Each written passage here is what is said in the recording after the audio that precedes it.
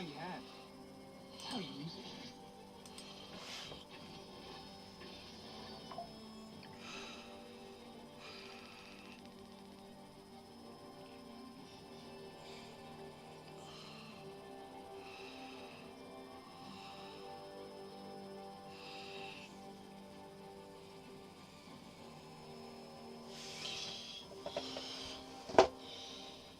Eat breakfast the day after. It was like 63 hours. I swear it took me like 4 to 5 hours.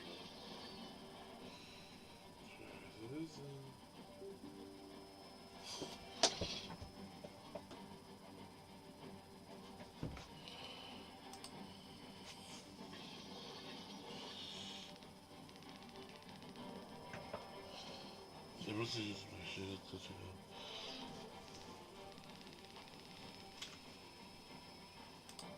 Oh!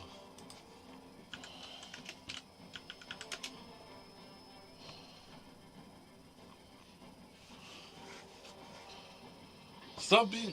Bro, you're fucking gay, bro. You're scary.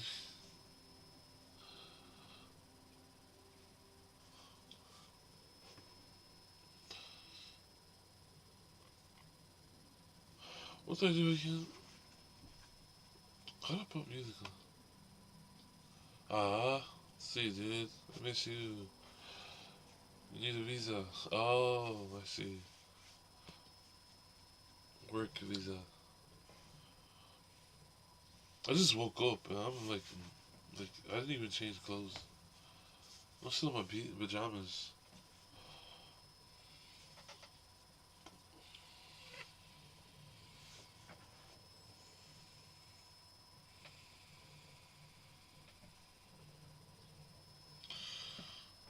Let's just see.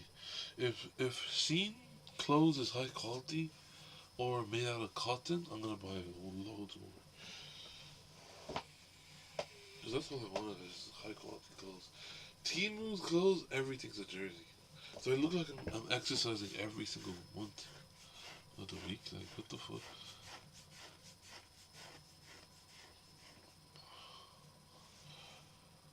Hopefully we win. Hopefully I get a good gank.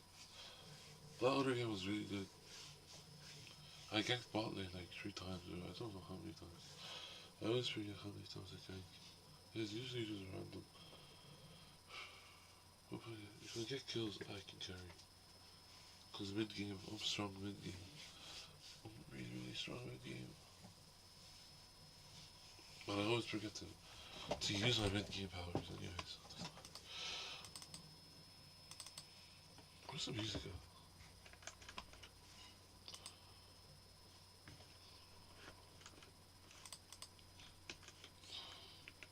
He wants to hook you in the ass, he's a weirdo. Oh,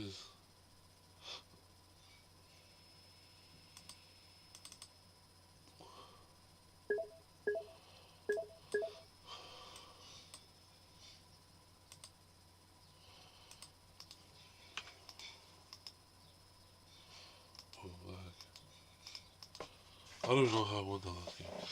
It's just my W. He's good, but it's hard. And I need damage as well. Damage. CC is not good enough. I'll come back after.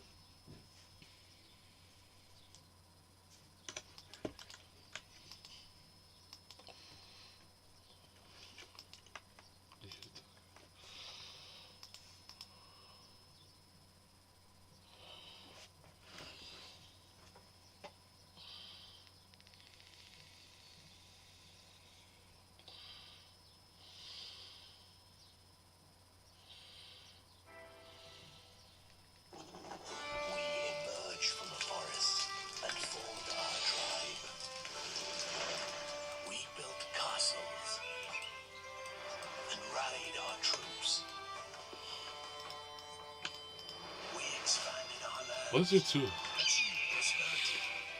forged a formidable empire. Those who dare stand against us will be brought to their knees for the glory of the empire.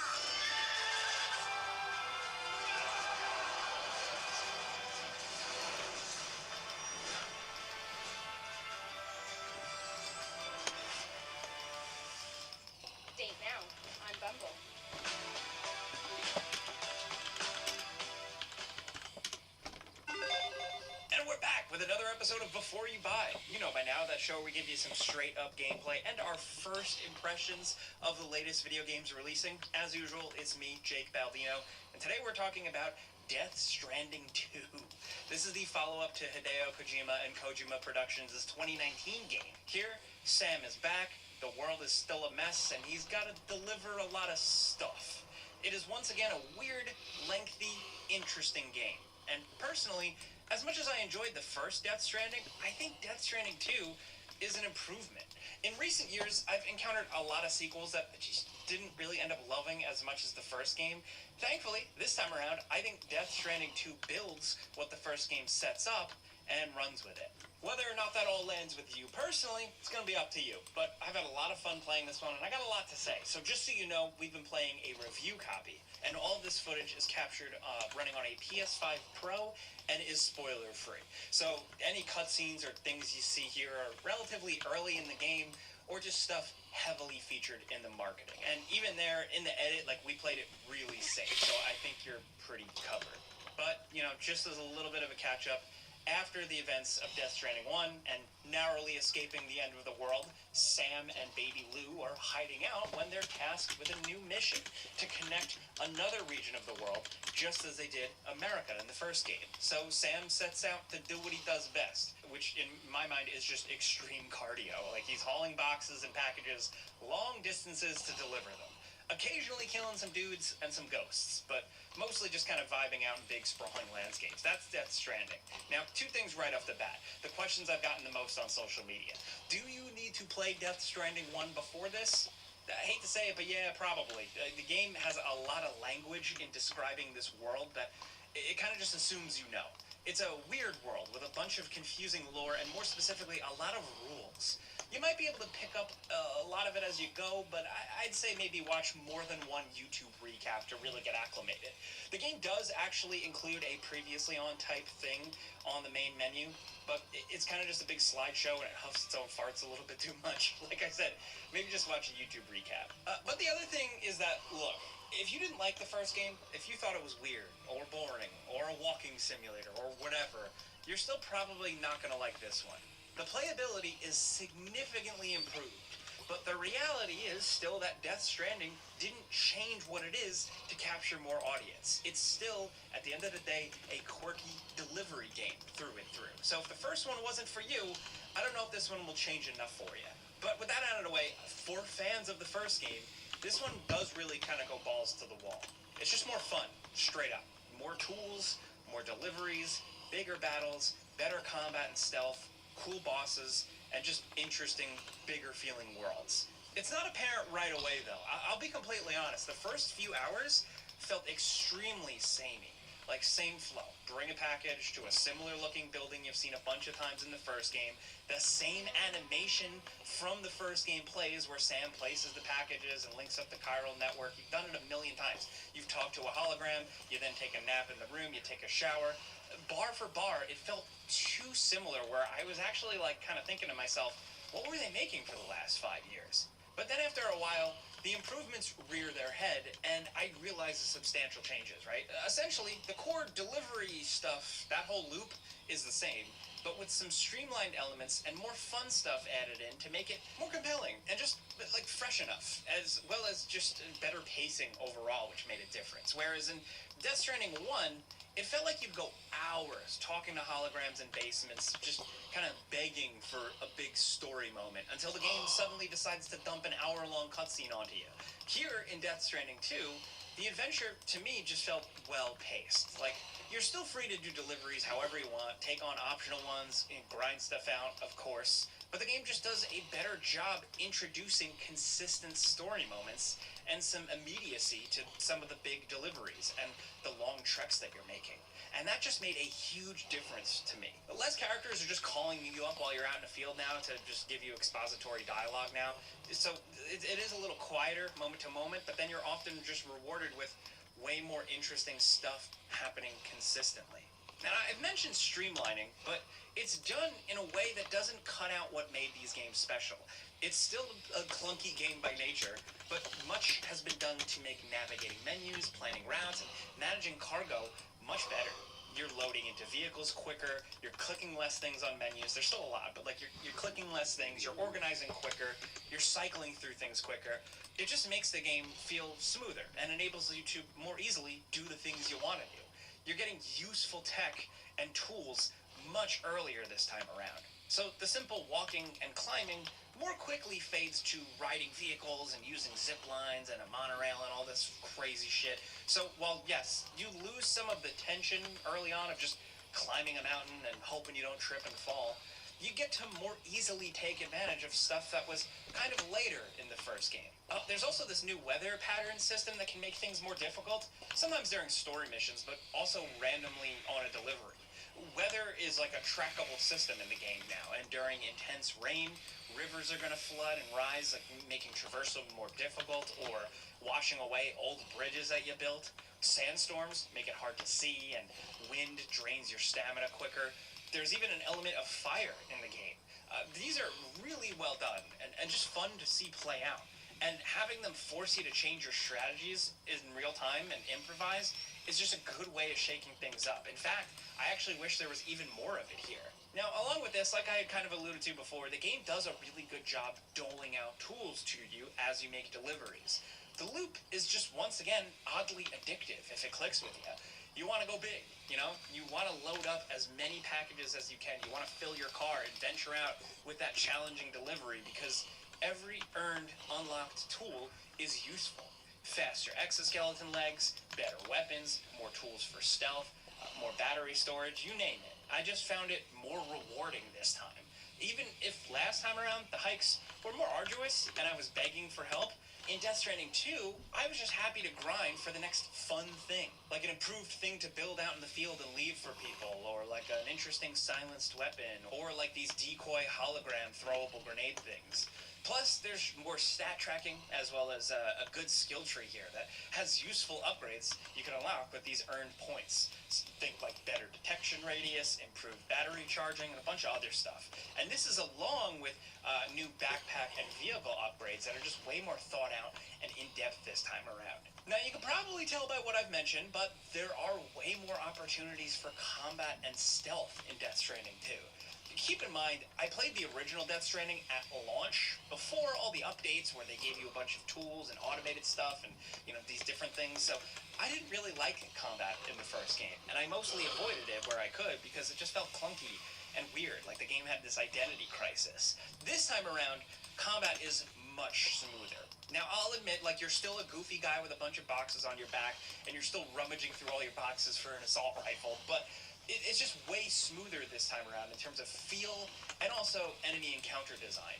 You can really scout ahead much better. You can mark enemies, take advantage of tall grass, lots of stealth tools. It's fun to sneak around. There's definitely a lot more you can do with it. It's no Metal Gear Solid 5, but I still appreciate it. And when things inevitably fall apart and you gotta go loud, taking advantage of guns feels way stronger this time around, thanks to just more interesting weapons, number one, and better control and feedback to them. A lot of this is optional, so if you like Death Stranding as more of just like a delivery thing, that's still the case here. You can be peaceful and try and avoid conflict, but there are certain moments where combat is required, including some good boss battles, and it just feels better, and honestly, more confident this time around. And this is where there's just some good Hideo Kojima stuff I love, dude. And like, you guys should know if you've been watching for a long time now, like, I am biased. I am a Hideo Kojima fanboy since Metal Gear Solid 1, but like, in these big moments, you're getting tense music, cool soldiers, interesting art direction and design, badass robots, some over-the-top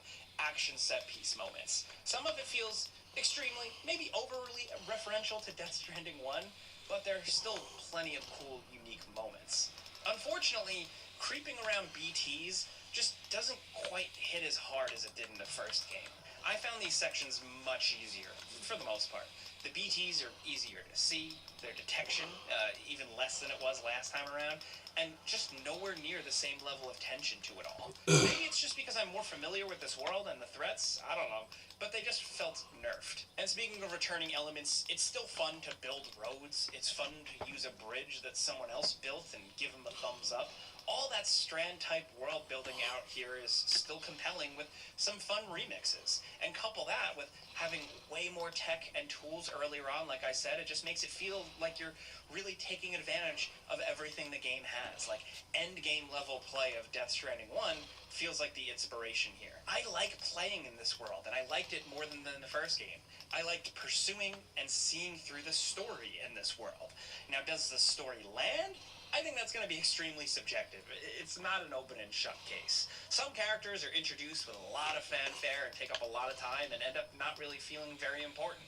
And some of the more interesting story threads I was hoping to see pursued were really as in-depth as I wanted. It also, kind of like I said, references or almost retreads or recreates some stuff from the previous game, and I'm not sure to what effect or what they were going for. Look, it's hard to talk about this stuff without spoiling, but while the story isn't perfect, it did a great job of keeping me playing.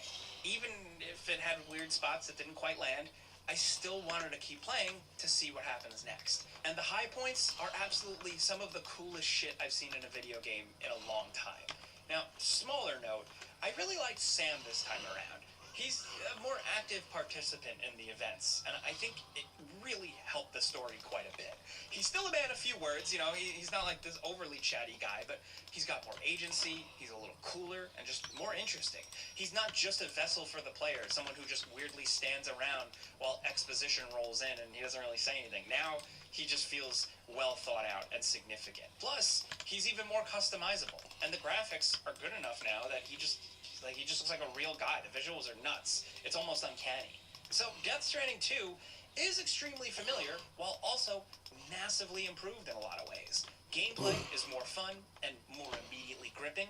The story, while not perfect, is way better paced and more engaging. I think fans of the original will really enjoy this and appreciate some of the gameplay updates.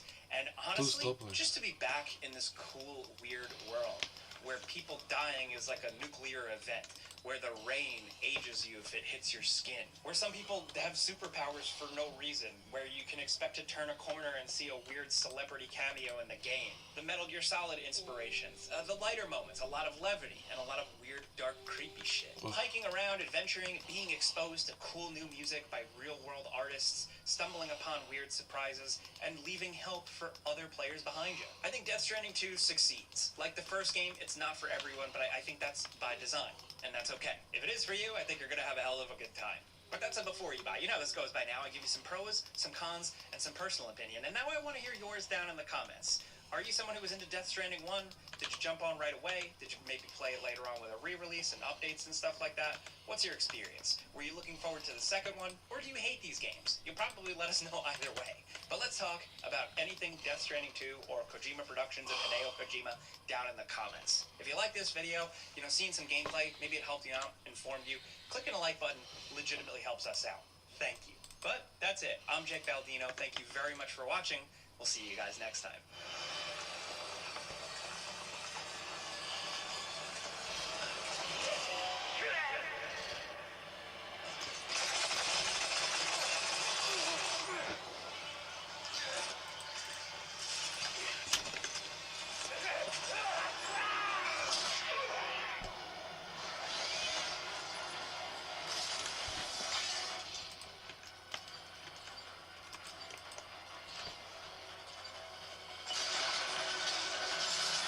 I missed the Drake.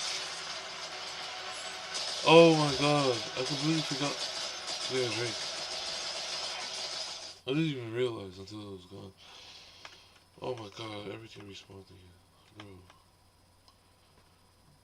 There's more. Always look for the board being a quality mark on that. It means you can enjoy it even more, because you can trust it. The Switch 2 is the last straw. So, the Switch 2 is out, and honestly, I wish I could say I was excited. Wow. I really, really wanted to be excited. Like many 90s babies, I grew up on Nintendo. Yes. They were my very first gaming love. That's Not right. just the games, but the feeling I of had them. that one. The wonder, the warmth, the way Listen. they pulled you into a world. I had this one, I had this one, I had this one, I had this one, I had this one, I had this one, I had this one, I had this one, I had this one, I had this one, and this one, and I did not have, oh, I had this one, and I had this one. Yep. a good time. And made it feel like home. Ocarina of Time was the Yep. one that really awoke something in me. That opening in Kokiri Forest with the Deku Tree, riding Epona across Hyrule Field, it all felt so... Rich kid? No, you don't understand. My mom just did not, like, she would spend money. Like, we would have $20 left. She would be in debt by $80,000. And she'd be like, you want Taco Bell? Like, yeah. She just did not give a fuck.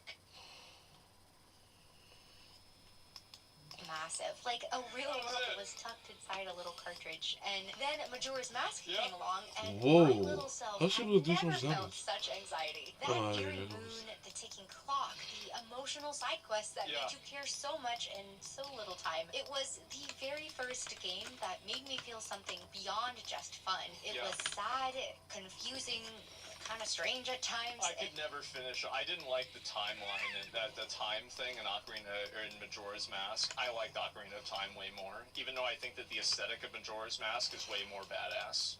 And very deep. It wasn't Just just my Zelda. opinion. I was obsessed with Super Mario 64. I had Running this one. wild through Peach's castle, Yeah. jumping into paintings, discovering Big surprise. every secret Everybody star. had this one. That game felt like true freedom. And then there were classics like Kirby's Dream Land, Yoshi's I Story. remember I had this one. Yoshi's Story was such a piece of shit compared to Yoshi's Island. Yoshi's Island is still the GOAT undefeated best Yoshi game, and nothing else even comes close. Donkey Kong 64, Star Yeah. Fox, Metroid Prime. Bro, I actually forgot all about this. So, I was talking to my internet guy, and he's like, so yeah, you do streaming, so like, what games do you play? And I was like talking to him about like what games I played, and he's like, yeah man, I've been trying to get my Nintendo 64 to work so I can play Donkey Kong 64. And then we get to talking, and I find out that this guy has played Monster Hunter so much that he has like Hunter rank 400, and he beat Art Tempered Ray Dow in like 7 or like 10 minutes or something like that. Yeah, bro, he's yeah, just out of fucking nowhere.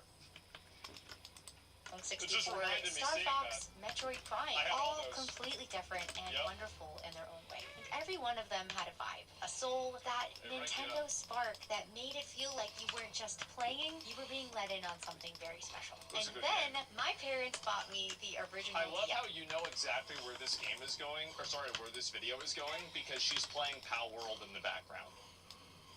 Everybody knows exactly where the video's going. Yes, and just like that, the whole thing was cracked wide open for me. That's how I found Animal Crossing Wild World, and I had the was first Animal hooked. I Crossing. spent hours in that little village, rearranging furniture, writing Yep. letters, fishing for red snappers, and visiting my best friend's town during our weekly sleepovers. Even now, just hearing the soundtrack makes me very emotional. I guess that's what girls did. For us, it was called Halo 2 on Xbox Live and calling each other Game Awards, but, you know, to each their own.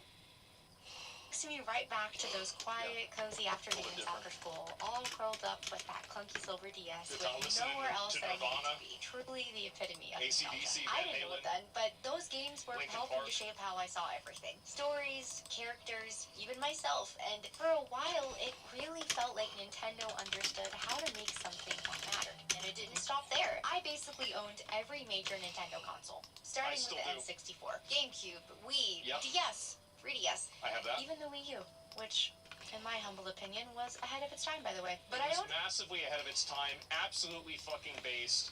Iwata took a personal pay cut whenever this console didn't sell well, and it was not even his fault. It was the marketing team's fault, not even his. The Wii U was absolutely amazing. I bought it because I watched Tri-X play Super Mario Maker.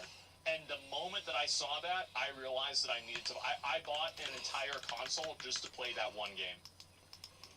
All of them. And when the Switch was announced with Breath of the Wild, I was beyond excited. Like, very cringely crying at the announcement trailer excited. As a Zelda fan, it was everything I'd ever wanted in a game, and to this day, it is still one of my favorites. That launch brought back so See, we're gonna play that soon.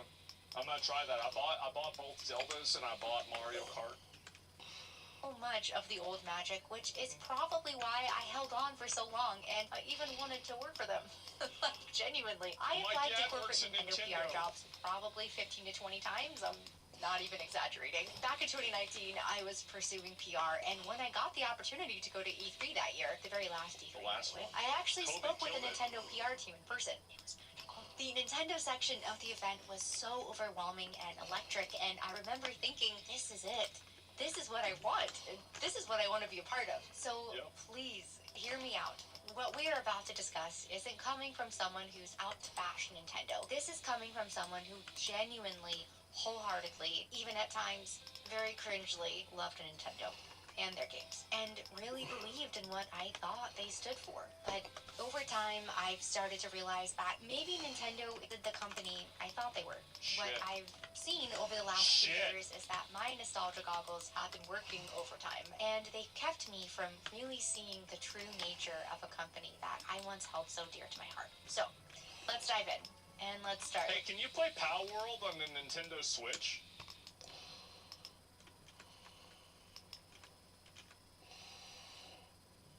No?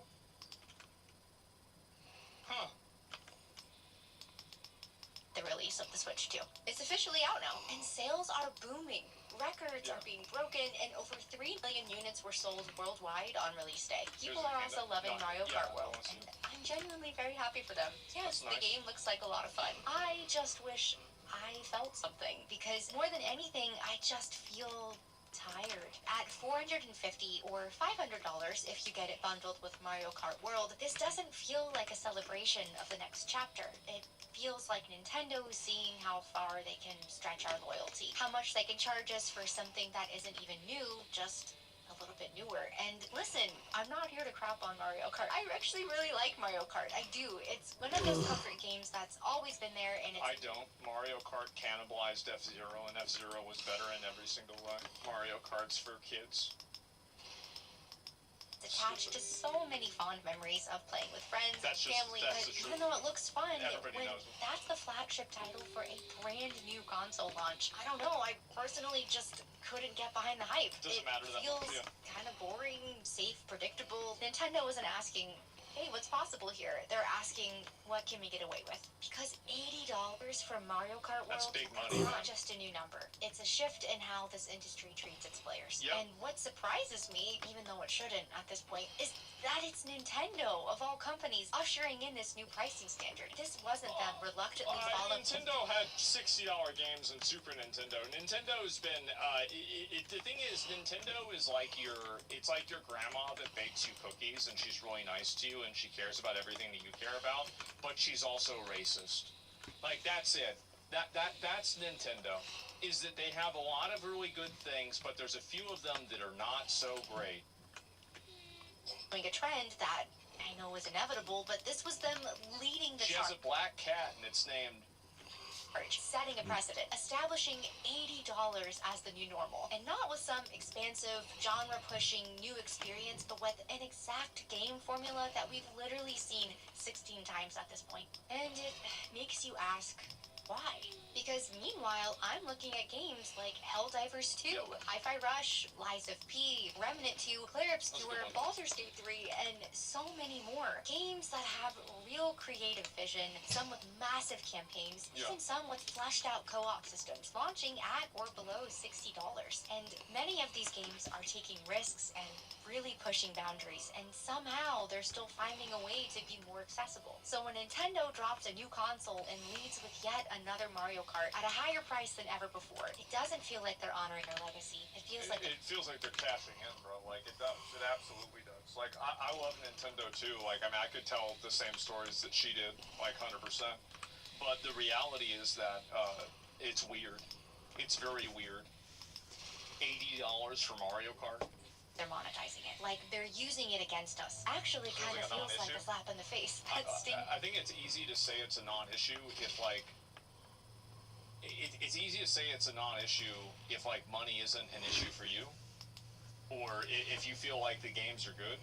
But the fact is that, like, if you compare a lot of, the Switch 2, its release titles with the Switch 1's release titles, or, like, I go back to, you know, like, the GameCube, its release titles, or, like, you know, Pikmin and Luigi's Mansion. Like, the fact is that it's just, it's a pretty weak release, all things considered. Literal remakes graphics being $60-$80. Yeah, that's crazy. Is working badly. And yes, to be fair, the Switch 2 is a technical upgrade. 4K visuals, better battery, smoother performance, more storage. It's all technically better on paper. But it doesn't feel like a new era. It seems like a slightly fancier version of something that we already had. And for me personally, this realization of who Nintendo is not like a sudden moment of awakening. I've quietly been stepping back from them for a while now. And not because I think that the Nintendo Switch 2 is probably their least innovative console they've ever made. The Super Nintendo was, at the time, the cutting edge for graphics. The Nintendo 64, in its name, was the fact that it was a 64-bit system, the only one on the market. Then you had the GameCube, which was more experimental, but they did take a few risks, and the games were cheaper than the Xbox and PlayStation alternatives in a lot of cases. And they tried those smaller discs. I would say the GameCube was not great. But then you had the Wii, which was, in my opinion, the most generationally... Tyler, the creator, took off the chromatophobia mask for the first time since the album's release.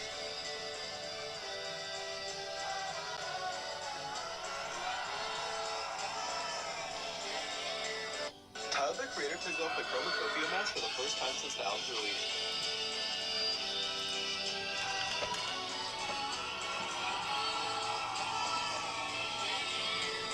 Tyler, the creator, took off the chromatophobia mask for the first time since the album's release.